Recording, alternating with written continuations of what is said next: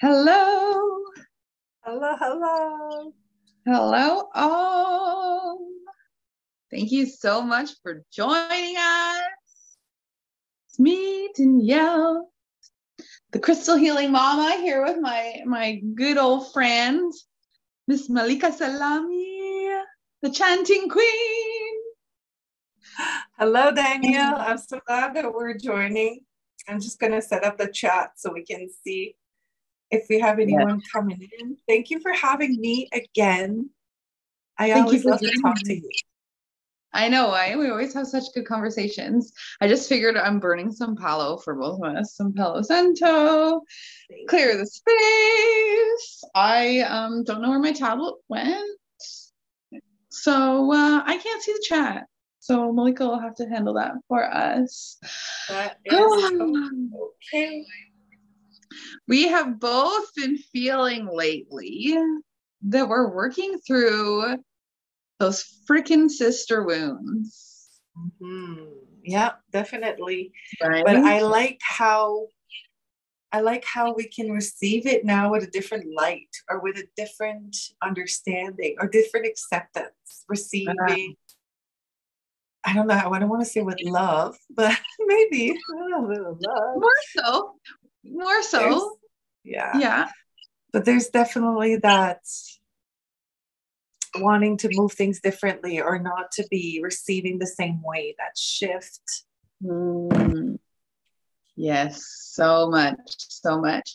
I remember like the previous me, the me before like my growth and my self-work that I've done, any hint of a sister wound would have me in like agonizing like panic and anxiety and just like I would just be a sobbing freaking mess. Like I wouldn't be able to focus on anything else. It would be freaking ruining my existence to me in that time, right? Whereas now when it's coming up for me, I'm having this sister wound with a woman who um was my best friend for like a really freaking long time, and like she's almost one of the ones that like really cemented that sister wound in my life, and that not the greatest friendship and relationship, and like where I allowed I had no boundaries and I allowed myself to be taken advantage of, and I allowed that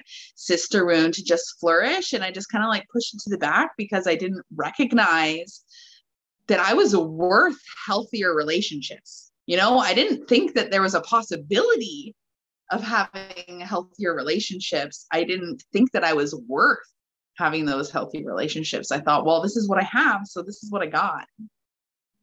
Yeah, and it resonates a lot with me what you say because I feel like I've been walked all over for so many years, and I'm now in my 40s, and I'm finally, well, feeling more comfortable. I've been doing this for a little while, but it's a work in progress. It's not like suddenly you become good at something. You have to practice. But like we get those tests, I call them tests that are coming from the universe, like, oh, let's see if you learned something. I'll throw you something and let's see if you're going to receive it the same way. If you're going to process it the same way, how much freaking time are you going to spend processing it? And how much drain are you going to be after processing it? Right? Like just to figure out if we have gathered the tools, but if we're able to use them now to receive in a different light. And I think that it's important to gather that light, the fact that it's different. Can we find compassion? Can we read through the lines, between the lines? Can we You not take understood. it so personally?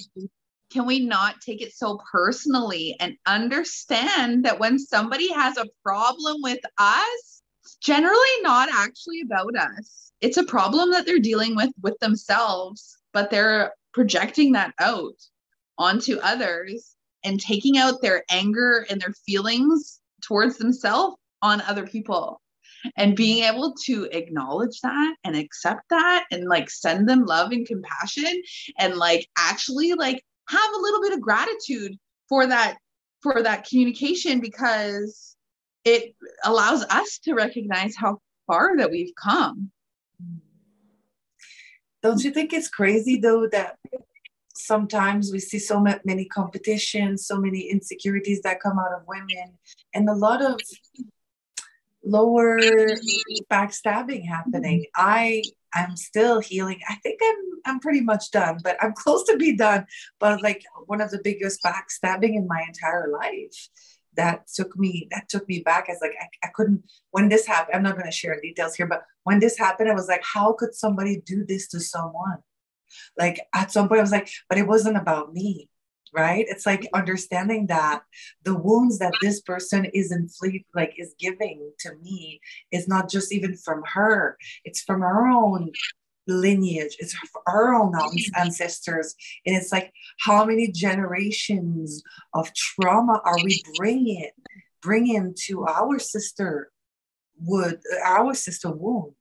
Because at some point it shouldn't be that hurtful. We shouldn't be like constantly feeling like we're in competition, because there's no competition. There's enough people to heal in the whole world. There's enough love to give. There's an abundance of moolah, like my coach would say. There's moolah for everyone. There's like everything for everyone. So why carrying this? Why do we do this? Tell me why. Tell me why.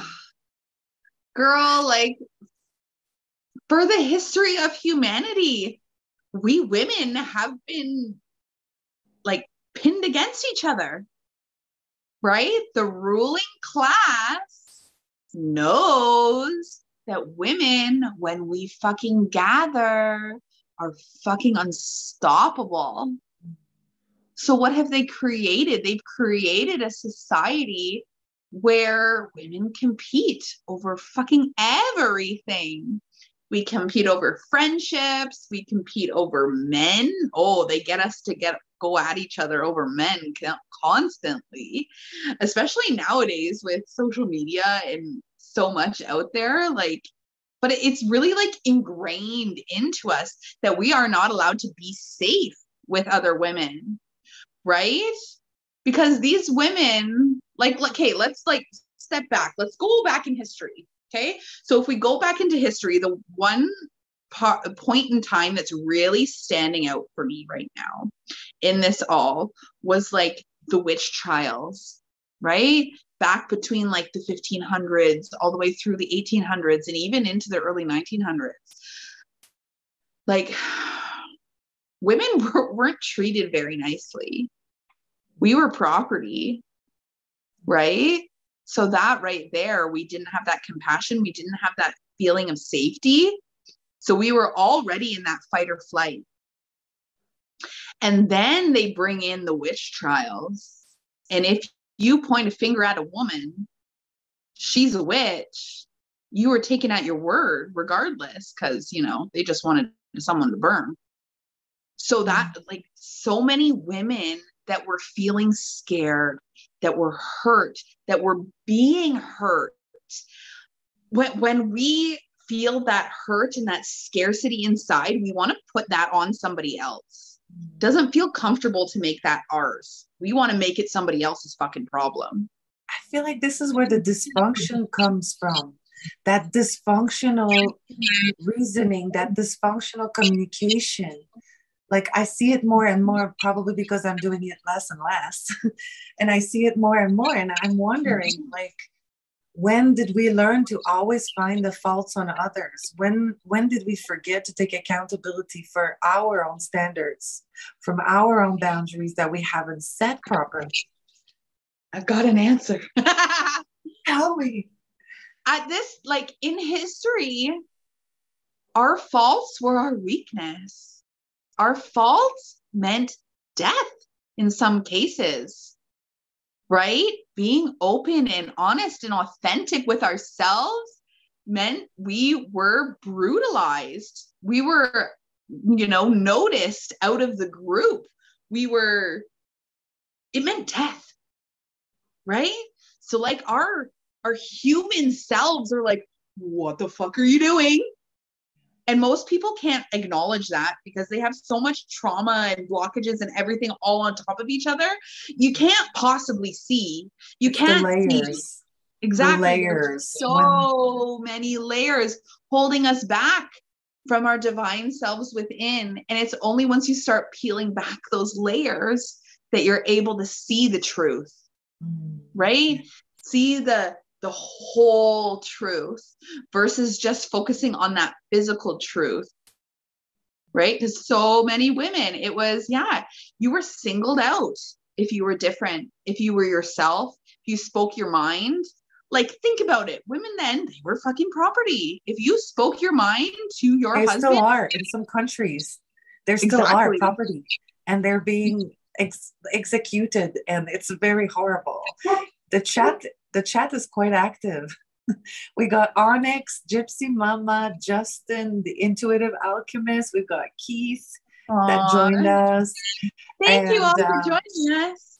Yeah, and then my dog is barking from the bedroom because he wants to come to the party, and now he's probably waking up my son. So I'm really sorry, but I'm going to have to go open the door. I'll be right back. So that's sorry. Okay. Hi, all. I can't see your comments. Sorry, guys. I don't know where I put my tablet. And then just before we were hopping on, I was like last minute trying to get my baby to sleep, and he just wouldn't sleep. So I had to pass him off to his dad. Mama's at work. Mama's at work. Right? Exactly. Mama's at work.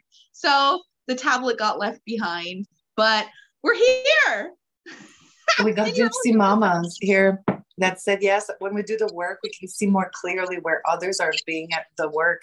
And that's exactly it for me, because I'm in a major transition right now. Like, I have like a lot of ascension symptoms. It's not in my hips anymore. It's not in my ears anymore. Now it's in my ribs. Seriously, it's so weird. Your power. I don't know what's going on. It's just so weird. So when we do like that work, when you start really having that intentional practice, that's when we start reacting or receiving in a different way. And this is the work. This is the work at work. This is like me stepping into it, showing up different ways of communicating to my son, because he observes me. He's with me a lot. When he's with me, we're 24/7 together.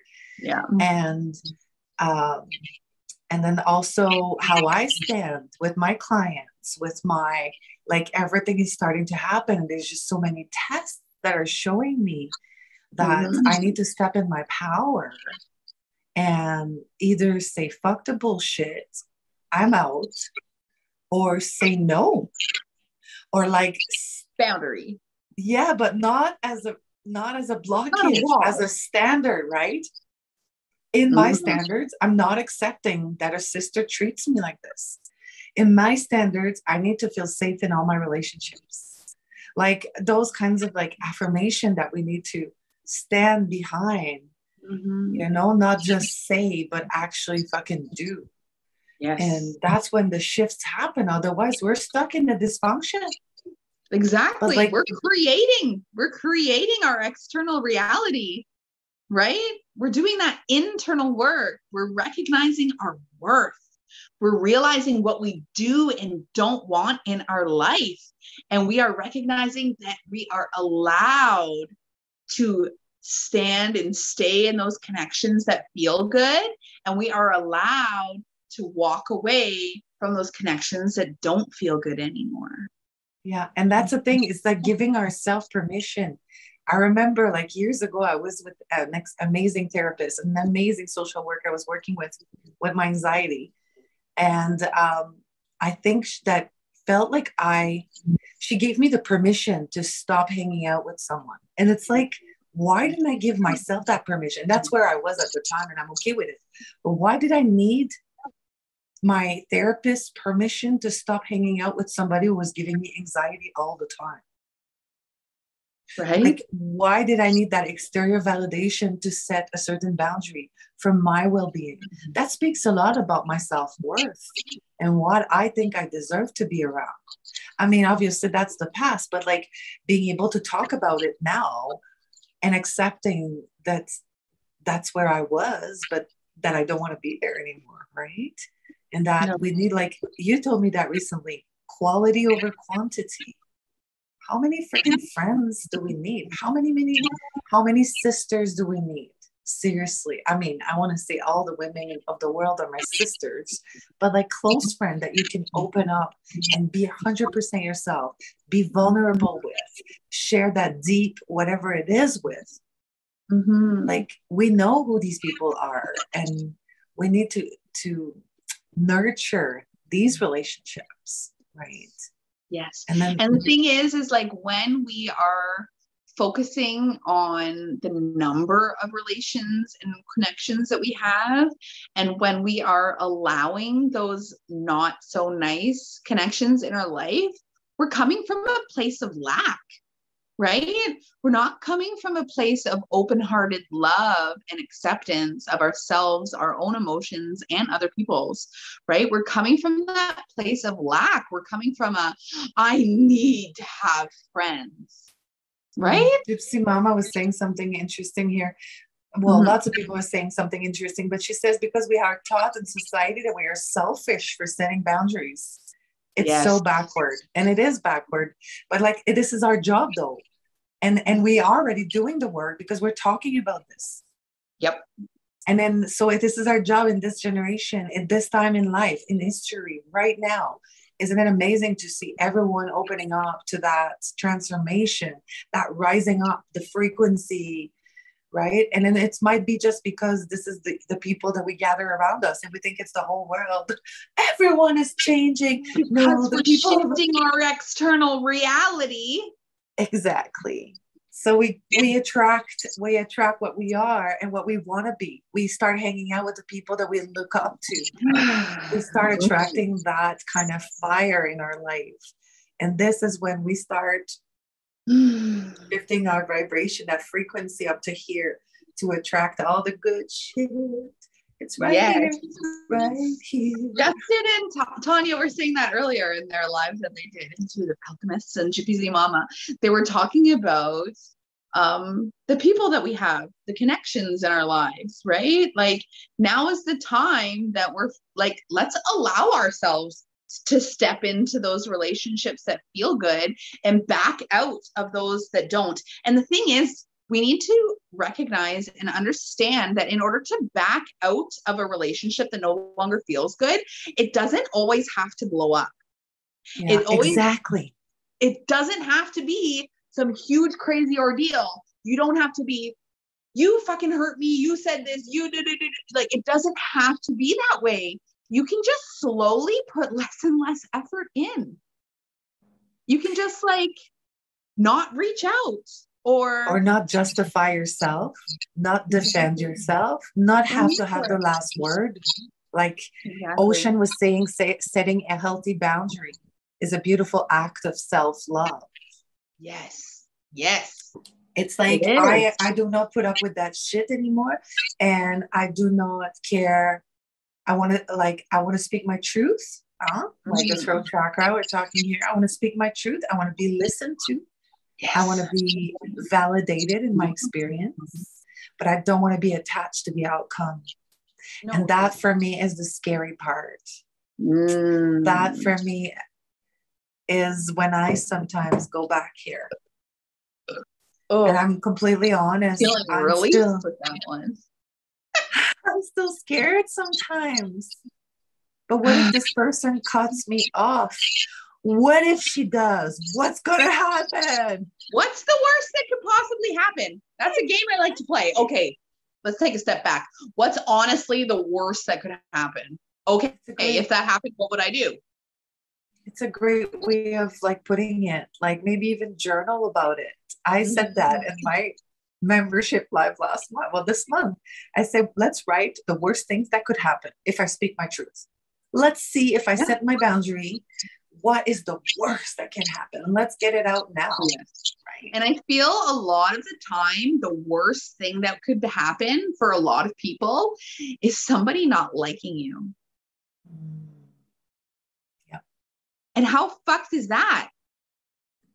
How many billions of people are on this planet? Is every single person going to like you? No. Are we attached? Where are we attached to it? Is it because we're Canadian? I'm so sorry.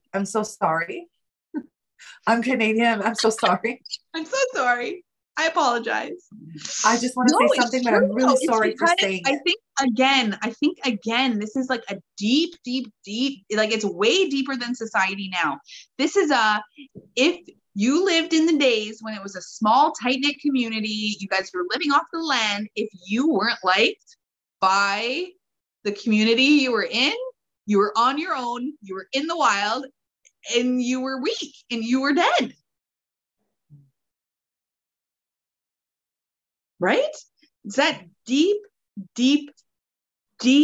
just like wound of a human as it is, as a creature on this planet. That is one of those, like, the deep, like, base instinct wounds that are playing out in humanity now. And we need to recognize that, yes, those feelings are going to be there, but we are at a place now where we can see them. We can recognize them. We can give that part of ourselves love and say, oh, it's okay. We don't have to be like that anymore. We're at that heightened place where we're able to comprehend this, right? Like, we wouldn't have been able to 100, 200, however many years ago, we wouldn't have been able to understand that. And we weren't in a place where we were safe. But now we really are. Onyx said something, energetic traumas manifesting in our physical reality. We work to break the cycle to create healthy boundaries, standing in our power for our ancestors, and most importantly, for ourselves. Beautiful. Thank you so much. What a great, vibrant chat. I love it. I'm upset that, well, I'm sad that I'm missing it, but I'll have to read it all through later. Yeah. I bet I'll have like the best tidbits going on there. But it's just that deep fucking wound. It's that deep fucking human wound that it's finally okay to release it. It's finally okay to tell yourself it's okay to be yourself. It's okay to be authentic in your truth. It's okay to not be liked by everyone. That was a big one for me. I used to be like the biggest people pleaser.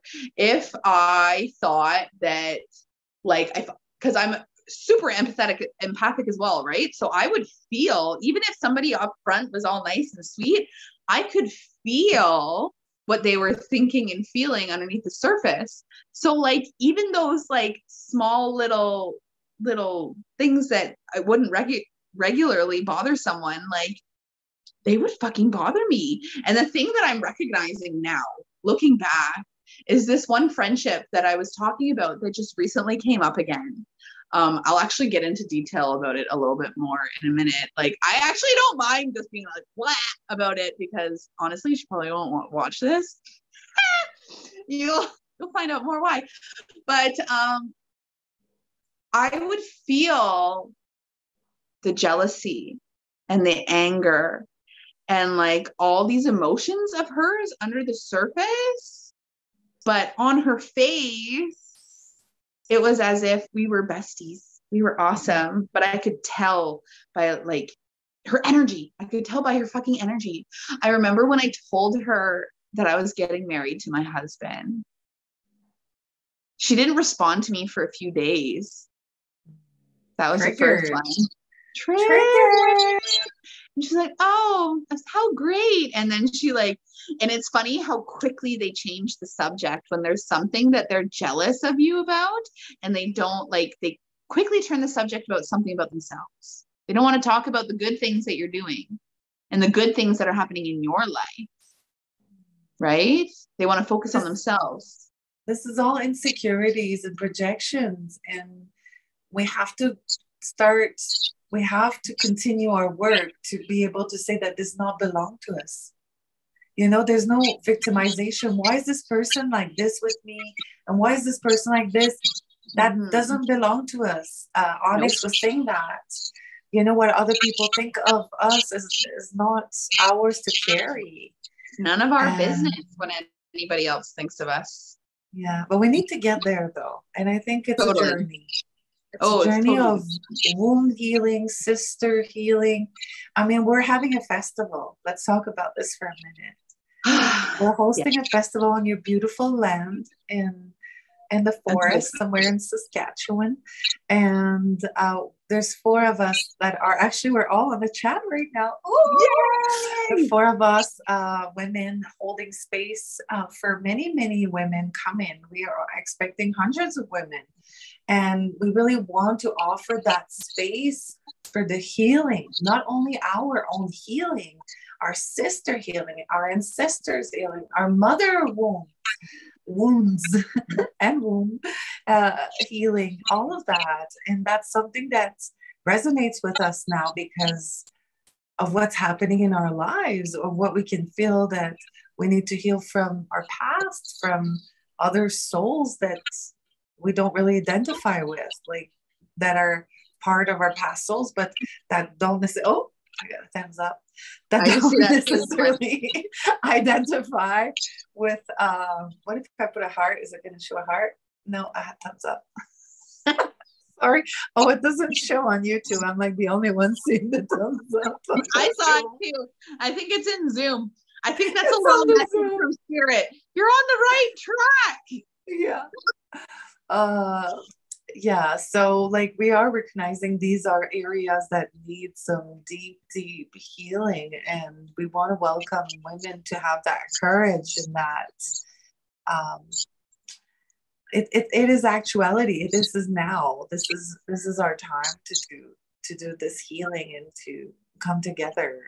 And I think that for lots of us, it's scary because we've been hurt, we've been wounded, and we still are sometimes because we accept to be right because we're in charge of our feelings and the way we react and receive. But like as we come together, this is when we need to get to let that bullshit behind and really focus on our healing. Right? We just have to stand in our authentic power unapologetically, right? We have to be able to stand and say, this is who I am. This is how I feel. This is what I think. And those that will resonate with us and those that will appreciate us for who and what we are will come freaking flocking. And those that will never accept us as we are will slowly walk out of your life. Sometimes it can be a bit messy, but it doesn't always have to be. And I find it gets messier when you don't allow them to make the exit. Right? Sometimes those relationships, yes, holding on. Sometimes you're like just holding on for dear life. Oh no, I don't want to let that go. Let's figure out how we can make this still work. But it's never going to work. If you can't just fucking flat out be you, it's not going to work in the end because they're not staying for you. Why are we holding on? Why are we holding on to old friendships just because they're old? Because we shift. People shift. Sometimes you grow and the other person's not growing. It happens in couples too. Like, so why are we holding to the old? Why are we holding on to relationships that are not feeling good? Like, there are lots and lots of reasons why we do that, but ultimately we have to find within ourselves why we keep holding on, why we keep doing the things that don't feel good to us, right? I think every relationship that we hold on to is just for a little bit different reason, right? But I feel like a lot of it is that we want to be liked, right? We want to be liked. We want to have people around us. We're like so afraid to be alone. And that's, again, that deep rooted ancestral wound of being afraid to be alone, because when you were alone, you were vulnerable and you were fucking eaten. I feel that. I really resonate with what you say, because I think that I was afraid to be alone for the longest, especially with the isolation that happened in the last few years. But now that I'm alone and that I chose to live in a small town and work from home, then there's like this peace, but I needed to get there. So it does resonate with me what you say, that fear. It's because it's the unknown. And like, I'm an extrovert and I love to be alone. Why? Because I've learned to be there. I've learned to find contentment and joy in being alone. I also people doubt a lot. I get people doubt. Like I just need, it's too much. Like people are weird and rude sometimes and stressed out and project all their shit on you because we're the light. We're like vibing here and they're like there. So they're like, come here, I'm gonna throw all my stuff at you because you're too happy and that bugs me. Or you're like, your aura is so pure, I'm just going to try to sneak attack on you. They're trying to level the playing field, right? I watched a really cool, I don't even know what it was. It was a video though, but it was talking about children and their emotions. And people and adults do it too. So anytime like a child is freaking out at you, they're trying to get you to experience the emotions that they're experiencing. And that's exactly what every human does. When we, we're trying to get you, or they're trying to get you to feel the same emotions and that they're feeling. They don't recognize that they're doing it. It's a subconscious thing. But it's in that wiring of our reptilian brain. Like it's fucking part of our human evolution. But we're finally at a place where we can recognize it and work through it rather than just constantly reacting to it. Right? Like, have you ever, what project was it? It was some study. What they did is they had a big ladder and they had like 30 monkeys or some shit. And they put a banana on the top of the ladder. And anytime a monkey tried to get the banana, they would like shock the monkeys or something. Right? And then eventually the monkeys were like, fuck that. I'm not going to get the banana. And then they would take out one of these monkeys and replace it with a new monkey. And the new monkey would try. And then all the other monkeys would stop this monkey from doing it because they're like, I don't want to get fucking shocked. Right? And then eventually they kept replacing them over and over again until there wasn't a single monkey that ever got shocked. And they still wouldn't go up this ladder to get this fucking banana because it's been ingrained in them. They've done so many studies of it. I also saw another study where they had people in like a waiting room. Okay. And they started with 10 people, I think. And they all would like stand up for 2 minutes or something and then sit down. Okay. And then they would slowly introduce new people. And then all of a sudden at the end, none of those original people that were part of it were still there, but everyone else was still standing up when they thought they had to stand up. Because that's what society has ingrained in us. It's that reptilian brain. It's that if you are not part of the collective, you are not safe.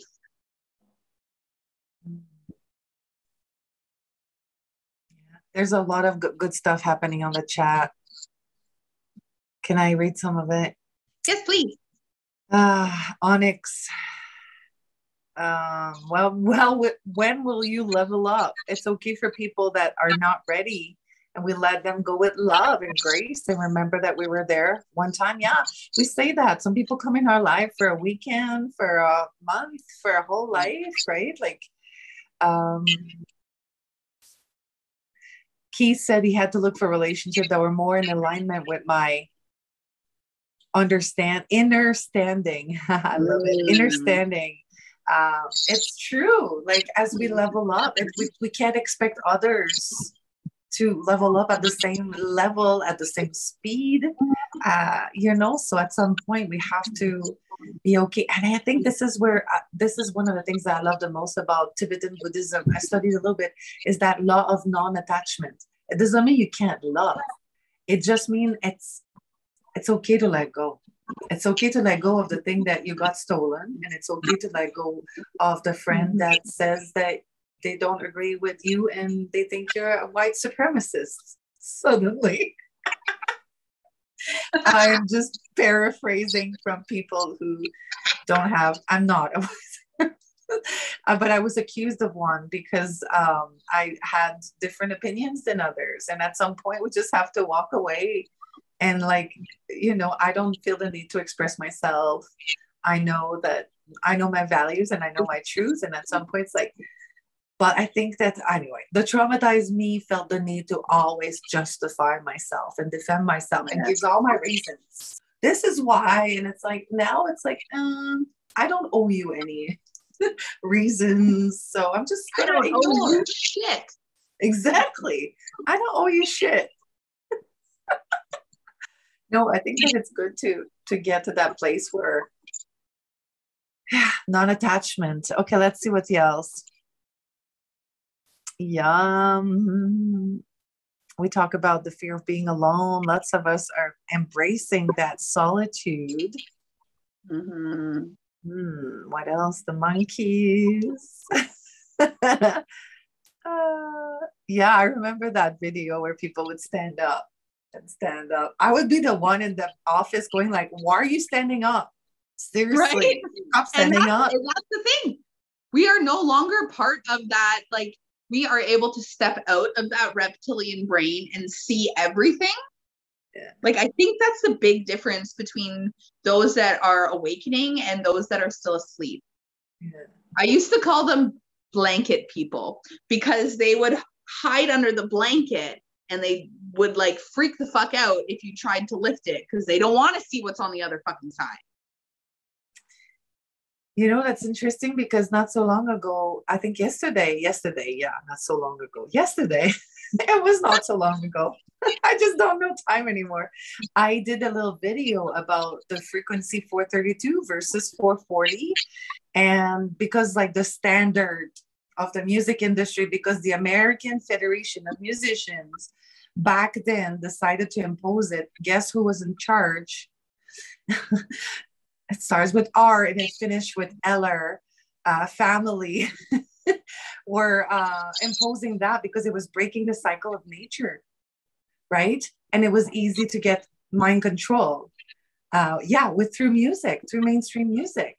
And then I go and ask advice to a guitar teacher and says, I would never tell my students to tune in 432. That was his first answer. He didn't even ask why. He right away told me to never do that.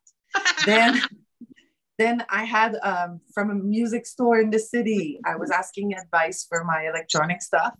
Right away, oh, you playing 432. And it's like, there was like this disdain right away. And what came into my Zoom yesterday, not only the rabbit hole of the conspiracy, which is pretty real too, about why 440 happened, but also why do we need to convert to a standard? Why do we need to, what is the standard? Why do we, like, standard should be the freaking frequency of the universe. The fucking standard? Who made the standard? Can we make our own standard? Is it okay if I play in 437? My album was recorded in 438. Like, I'm just saying there's no standard. It's whatever you want it to be. But am I going to play in 440 because all the musicians in the world play in 440? Absolutely not. I create my own standard. The frequency of the universe is standardizing for me, but I feel it's more calm. It is an adjustment when your brain and your voice and everything has been in a certain frequency, but like through the history of music, people have been tuning in 444 and 528 and so many different tunings have been creative assets and creative tools for the artists to use as a medium. Frequency is a freaking medium. And we're all artists. When we work with frequency, we're frequency artists, and we need to embrace that. Frequency too. Everything is. Yeah. Your thoughts, your emotions, your voice, everything is frequency, right? But it's always like, that's like one of the biggest shifts for me was when I started asking, like, who made up this standard and why? Right? Like, I feel like so many people go through life not asking these questions because it's easier just not to, and just follow along and do what we're told. Whereas I feel like every single one of us who are in this space, who are awakened, if we were put into any of these tests, you'd be like, fuck that. I'm not doing something because somebody else told me to do it. Like, we're rebels. The rebels.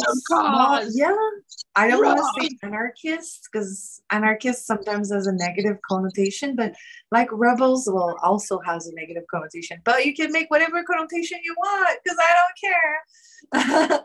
But we're rebels because we choose to question, you know, and I think that we also need to get there, and that takes that readiness, that awakening. Yes, that awakening. And it helps when there are others around you that feel and think the same way and allow you to question. But you need to get there also to attract those people, right? Yes. The higher we vibrate, the better quality, or the more aligned the relationships become. Yes. What a journey. Right?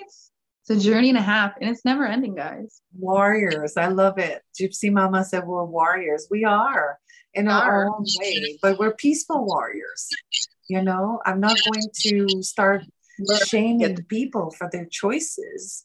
I'm not going to play frequency warriors. I love it. Someone needs to snag that handle. Snag that shit up. Frequency snag warriors. That handle. Frequency warriors. That's a great name for a band. Right? Yes.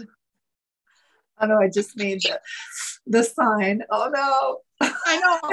I almost did it here too. Whatever. Oh. The angel came out to play. You can tell, like, I have the black tourmaline is sitting between my legs, helping anchor us, and then the angelite is here too. Onyx said lower vibration frequencies are easier to manipulate and control. Yes, and this is why 440 came along. And Mr. H and his team of N's were very prone of using that, you know, and that says a lot about why we standardize the frequency of the world, because apparently at the beginning of the 20th century, France musicians were playing 432, Italian were playing it for 35 and decided to switch to 438 to make competition to so there was like a trend with the frequencies, and it's kind of like so random to talk about this now, but like at the time I imagine it must be different, because seriously, you listen to a song in 440 and you listen to the same song in 432 and your body feels differently. I mean, it's been scientifically proven that 432 music during night aids people sleep better.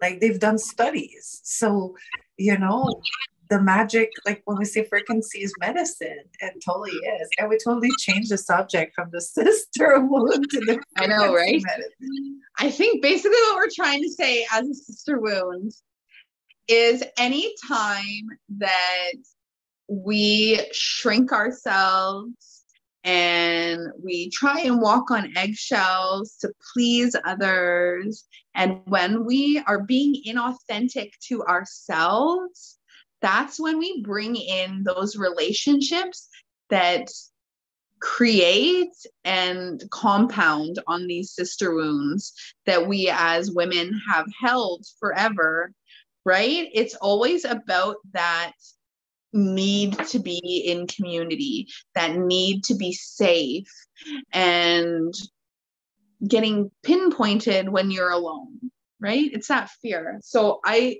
let's do a release quick. Yeah, let's do it.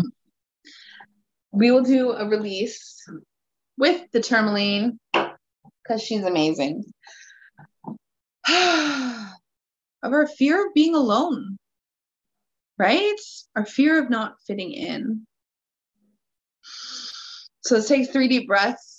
We'll sigh as we exhale.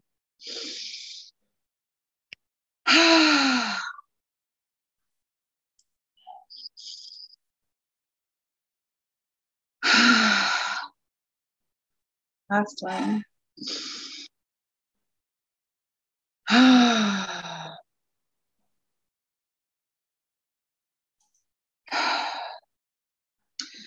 release my fear of being alone. I release my fear of standing out from the crowd.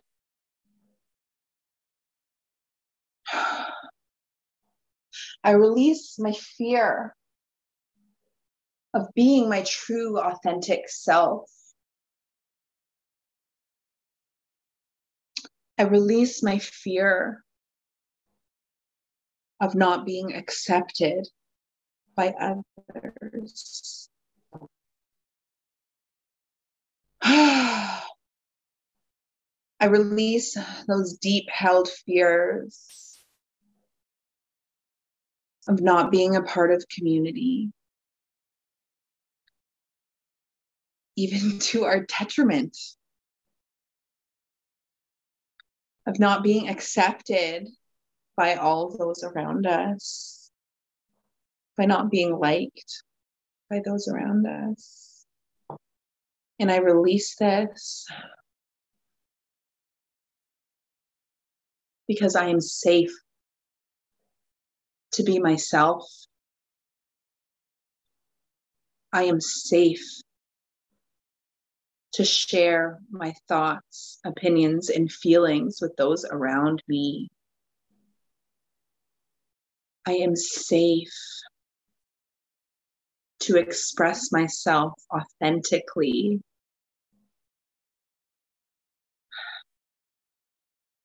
Because when I hold myself to this standard, and when I allow myself this space in my internal reality, when I allow myself this worth, to feel this worth, and I acknowledge my worth and that I deserve to be able to be authentically myself. When I do that, those that no longer resonate with me and where I am going will fall away effortlessly.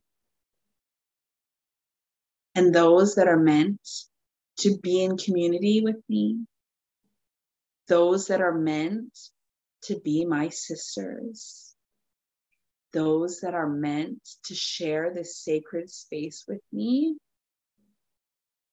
will come flowing in effortlessly.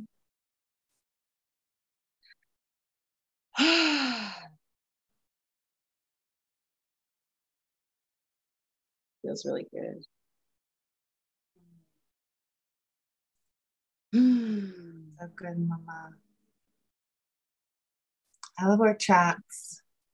Right? I feel like when something comes up, it's like, let's talk about this. It's like we're just bringing it to the table like sisters, right? Yep. It's like we don't need to talk in specifics. Well, sometimes we do, but sometimes we don't. And it's just about bringing it to the table and just taking accountability for what we can change, for where we are at, what we grew from, but also realize that non-attachment again. Like this beautiful mantra, Loka Samasta Sukhino Bhavantu, is about accepting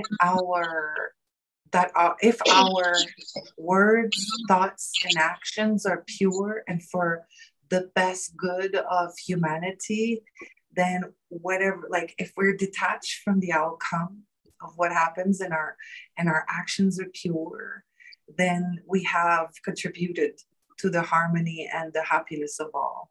And that we don't have to have that attachment to but why is she not talking? Why is she ghosting me? Why is she? And I'm going to call it out, that victimization. I know that it triggers people when I call it out. It's true, though. I know that I was one victim. I was a pro victim. I was professional victim.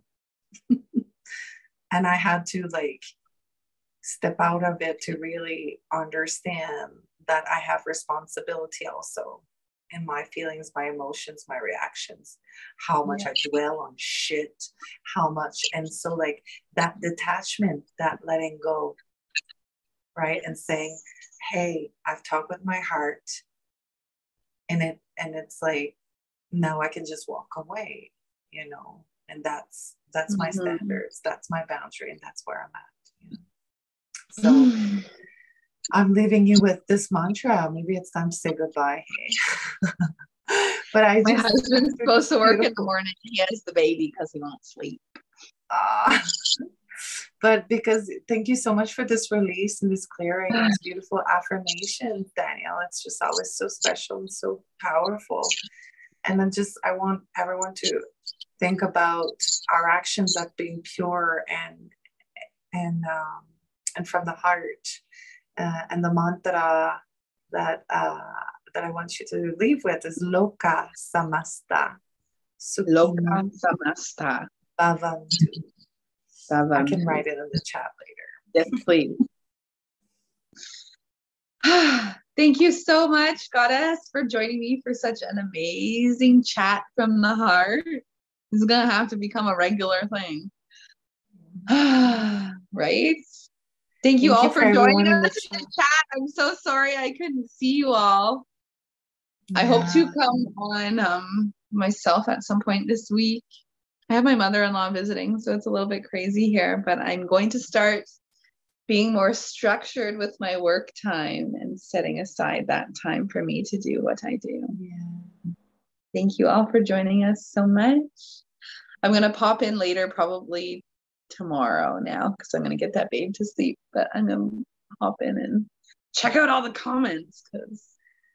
Thank you, Onyx. Thank you, Gypsy Mama, Keith, and Kieran's, who seem to have a conversation going between the two of them. So that's nice.